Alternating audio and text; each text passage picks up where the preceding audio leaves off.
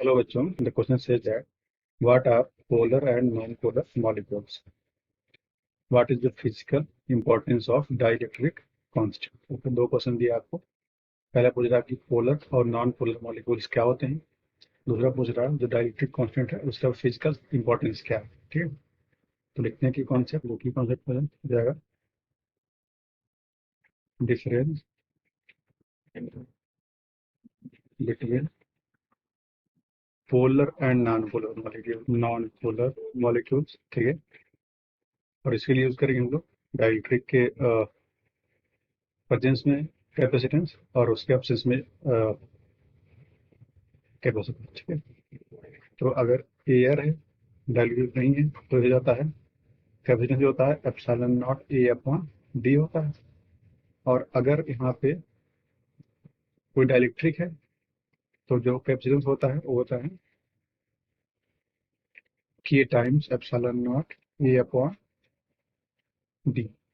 ठीक है, और प्रॉपर्टी यूज करेंगे हम लोग डाइलेक्ट्रिक का। ठीक, तो अब बात करते हैं यहाँ पे पहला पोलर और नॉन पोलर मॉलिक्यूल्स का। देखिएगा, इधर लिखते हैं पोलर, इधर लिखते हैं नॉन पोलर।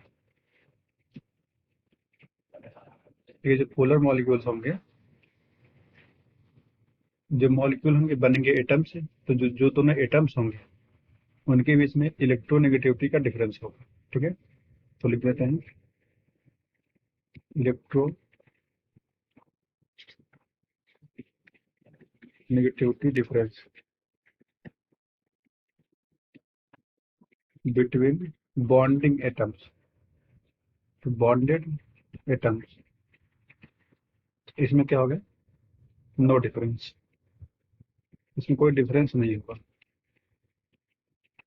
ठीक है, अगर एग्जाम्पल समझते हैं तो वाटर मानते हैं, तो वाटर कैसे बॉन्ड बनता है, एक वो होता है दो हाइड्रोजन एक तरह से जुड़े हुए। ठीक है, लेकिन यहाँ पे जो ऑक्सीजन है ना ये वाला, वो जो है ज़्यादा इलेक्ट्रोनेगेटिव है और एच कम इलेक्ट्रोनेगेटिव है।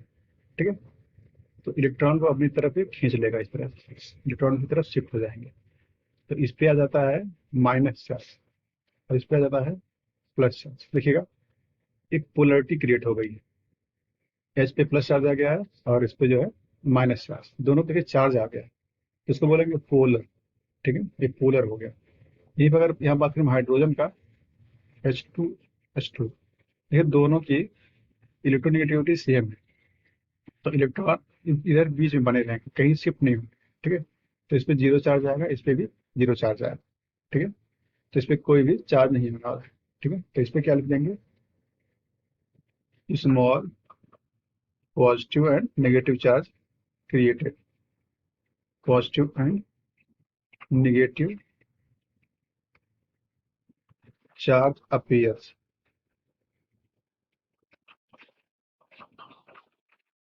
और इसमें क्या होगा, जीरो चार्ज, जीरो चार्ज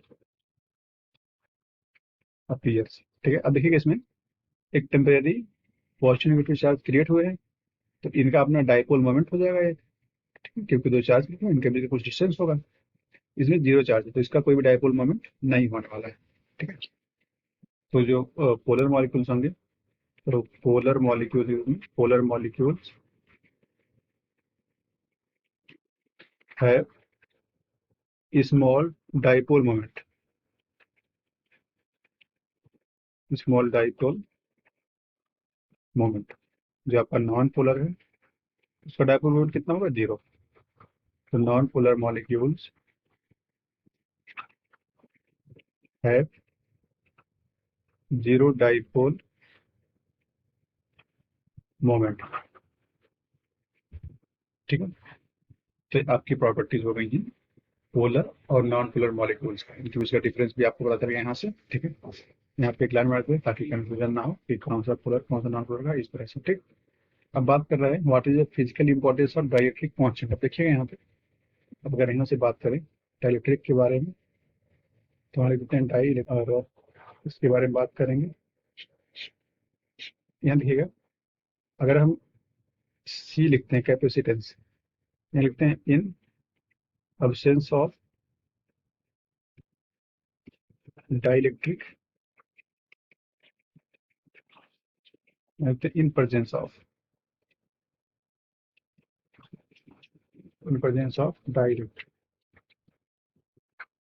क्या हो जाएगा, जो कैपेसिटेंस होगा सी होगा epsilon not a upon D, ठीक है, उसको सी नॉट बोल देते हैं।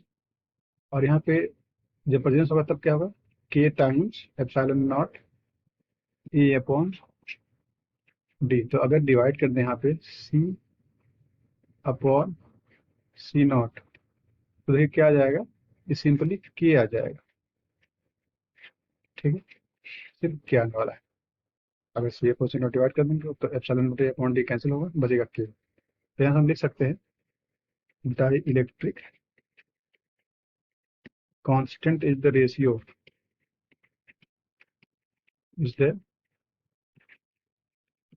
ratio of capacitance in presence of dielectric and in absence of dielectric, in absence of dielectric, ठीक है।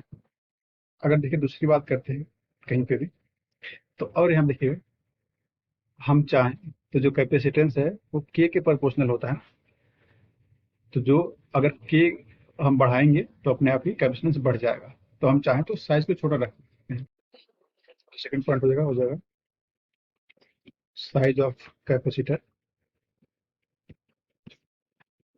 Is inversely proportional, is inversely proportional to k, ठीक है।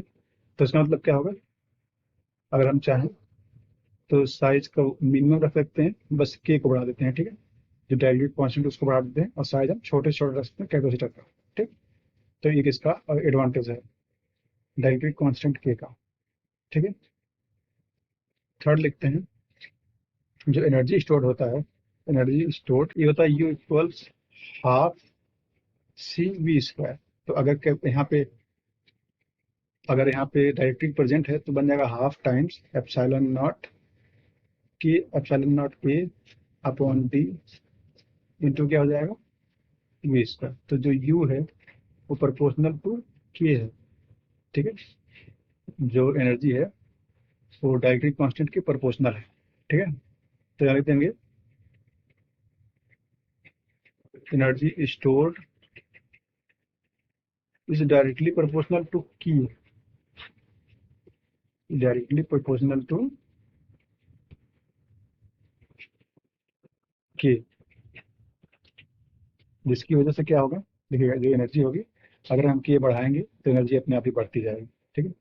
तो ये सब एडवांटेज है डायरेक्ट की। Hope you understood it well, all the best.